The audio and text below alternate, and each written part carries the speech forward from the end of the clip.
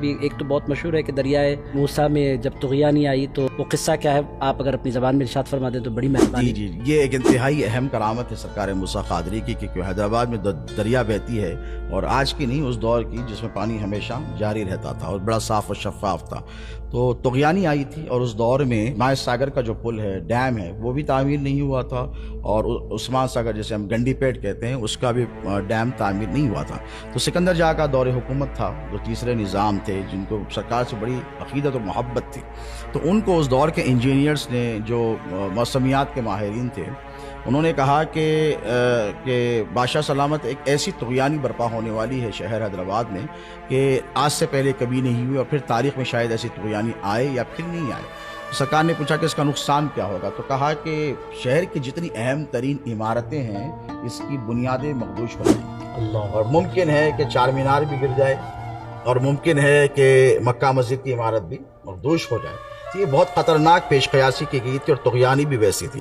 تو سکندر جہاں نے کہا کہ لوگوں سے مشورہ کیا، اس کے پاس علماء مشائخ سب بیٹھتے تھے، تو کوئی صورت ہے کہ اس طغیانی کو روکا جائے؟ تو ماہرین نے کہا کہ ہم تو بے بس ہیں، لیکن ایک شخصیت حیدرآباد میں موجود ہے جو غوث اعظم کی اولاد امجاد میں سے صحیح النسب شہزادہ ہیں، اور وہ ولی کامل ہیں، اور وہ صاحب تصرف ہیں۔ وہ اگر چاہیں تو یہ طغیانی رک سکتی ہے، اس کا دھارا پلٹ سکتا ہے۔ تو سکندر جہاں نے کہا کہ آپ کے آبا و اجداد کا شہر ہے، میں آپ کو آپ کے آبا و اجداد کا واسطہ دیتا ہوں، دستگیری کرنا آپ کے خمیر میں، آپ کے خون میں شامل ہے، کیونکہ آپ غوث اعظم دستگیر کی اولاد ہیں، اس شہر کی آپ دستگیری فرمائیں۔ تو سرکار اپنے چند فقراء کے ساتھ نکلے، مریدین کے ساتھ، یہیں سے گدی محل شریف سے، اور موسیٰ ندی بالکل جو ہے 400-500 میٹر پر ہے، وہاں تشریف لے کر گئے، اور اپنا عصائے موسوی، عصائے موسوی کا ذکر تو قرآن میں بھی ہے، تو اس عصائے موسوی کو وہ نبی اللہ کا تھا، یہ ولی اللہ کا عصا ہے، اور دونوں میں ہی معجزات میرے آقا علیہ الصلوۃ والسلام ظاہر ہیں۔ تو سرکار نے اپنا عصا گاڑا۔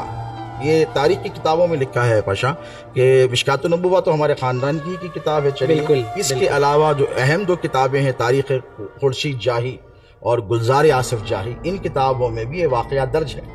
یہ کوئی قصہ کہانی نہیں ہے، یہ تاریخی واقعہ ہے، اور کتابوں میں یہ درج ہے۔ ایسا نہیں کہ صرف خاندانی روایت زبانی طور پر چلی آ رہی ہے، ایسا نہیں ہے، بالکل تاریخ میں فرتے محبت اور عقیدت میں لوگ کچھ بھی اپنے بزرگوں کے حوالے سے کہہ دیتے ہیں، لیکن یہ رقم کر دیا گیا، لکھا گیا ہے۔ تو سرکار گئے، اور سرکار نے اپنا عصا گاڑا، اور پھر سرکار پیران پیر غوث اعظم دستگیر کے شہزادے نے ارشاد فرمایا کہ میں موسیٰ تو موسی، اس تاریخ سے یہ دریا موسی سے موصول ہے۔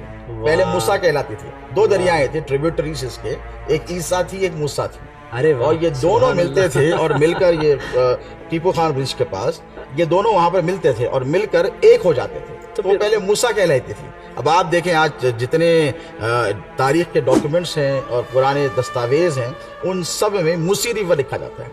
موسیٰ ندی اردو میں بولا جاتا ہے، لیکن لکھا موسی ریور کے نام سے، بالکل اخبارات موسی ریور کے حوالے سے۔ تو سرکار نے فرمایا موسیٰ ریور جو ہے موسی ریور ہو گئی، موسی ریور ہو گئی، سرکار نے فرمایا۔ تو جہاں پر عصا گاڑا، اور گاڑ کر فرمایا کہ خبردار اس کے اوپر نہیں جانا۔ پانی پورا نیچے اتر گیا، تھم گیا۔ تو یوں سرکار نے ایک بہت بڑا احسان کیا۔ حیدرآباد کے ایک شاعر نے یوں عرض کیا تھا کہ لپٹ کر پاؤں سے کہتا ہے پانی، رود موسیٰ کا، ہولی کے شہر پر احسان موسیٰ قادری کا ہے۔ یہ ایک کرامت ہے سرکار کی۔